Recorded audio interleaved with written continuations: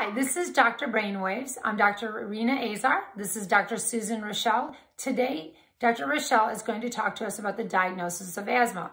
And I just want to say that oftentimes when we're making a diagnosis of medicine, we put a little scope in one of those many holes that we have and look around, or we take a little piece of tissue somewhere. But that is not how we diagnose asthma. That is not a reasonable thing to do to everybody, because we're talking about the air tubes that go down into the lungs. And those air tubes in asthmatic patients get tight. They get tight because the external muscle squeezes, because the internal tissue swells and increases its secretion of moist, sticky substances. And all of those things make those airways closed off and difficult to breathe through. So that's what causes cough, wheeze, shortness of breath, or chest tightness. So those are the common symptoms. And having some of those common symptoms, the other piece of that is to identify, well, what's causing those symptoms? Because everything that wheezes is not asthma. Every cough we have is not asthma, as well as everybody who has shortness of breath does not necessarily have asthma. So looking at the symptoms as well as some of the diagnostic tools that we have available will help make that diagnosis. So one of the key things that we do besides getting a very thorough history is also to look at what are some of the things that cause them to have those symptoms. And we talked about triggers in another video, so I'm going to encourage you to view that video as well. But if someone comes into the office and their symptoms are very suggestive of asthma, meaning that every time they get an upper respiratory infection, it doesn't just stay up here, but it affects their lower respiratory system and cause them to cough or wheeze or have shortness of breath, then they come in and we look at that. So we look at specific parameters that we obtain through a spirometry, which is a specific treatment or a specific technique that we use to identify if someone's lung function is normal or not normal. But there are a couple little caveats, and one is that 100% of people with mild asthma have normal lung function. So just because the lung function is normal doesn't mean they don't have asthma. So we look at this spirometry, and the spirometry again is a diagnostic tool to help us look at different parameters of lung function. And one of those parameters will tell us how much air is blown out of the airway in 1 second. Another parameter will tell us how much air is blown out of the airway to empty all the air or most of the air from the airways. Another one of those parameters is going to look at large airways and small airways. And finally, there is another component that's going to look at the ratio. So we look at all of those things, take the history into consideration, and help come up with a diagnosis.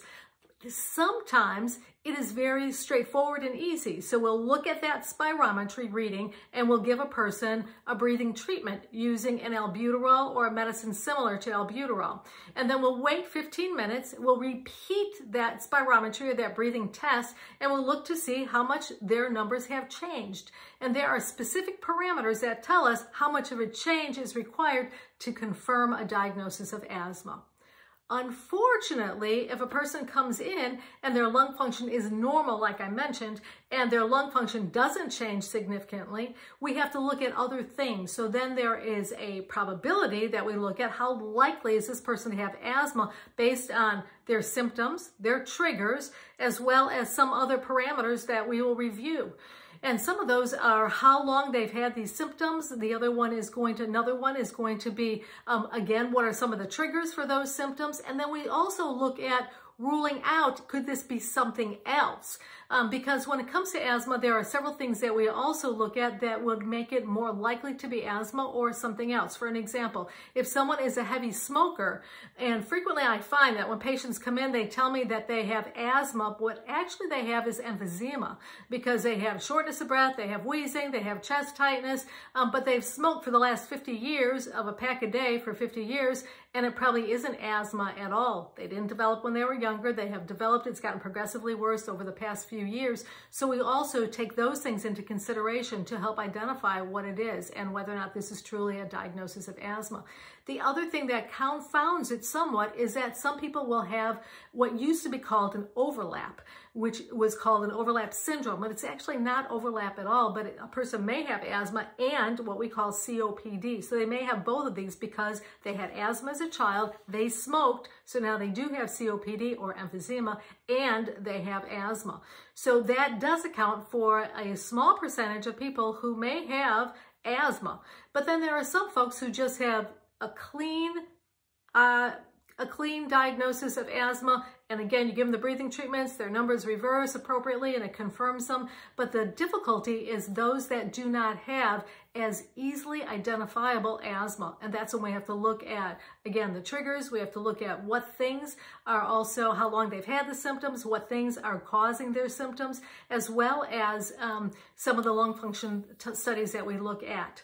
And also how well they're responding to medications and how long it takes for them to respond to medications. So there are several things that we have to take into consideration before we make a diagnosis of asthma. The other thing I should mention is if we don't know whether or not a person has asthma, we've done all the things. We've put them on medications. We've done a therapeutic trial. It has not seemed to make a difference. We've given them breathing treatments. They don't seem to make a difference. Then sometimes what we will do is what's called a special study. It's called a methylcholine challenge or a bronchial challenge. And we will actually give them a medication. It's called methylcholine. And methylcholine is designed to cause lung function to drop. And if their lung function drops by 16% or less, it tells me this is not asthma. And so something else may be going on, and therefore we've got to look at something cardiac or a foreign body or something else that may be triggering their symptoms. So again, it's not always straightforward, and that's why we always look at a full picture to try and identify whether or not this is something that we can treat or something that I need to send elsewhere to get evaluated. And there you go. Asthma, difficult to diagnose, but important to diagnose. It's based on a clinical picture and some testing and breathing and testing of what a response that person might have to a specific kind of medication. Thank you.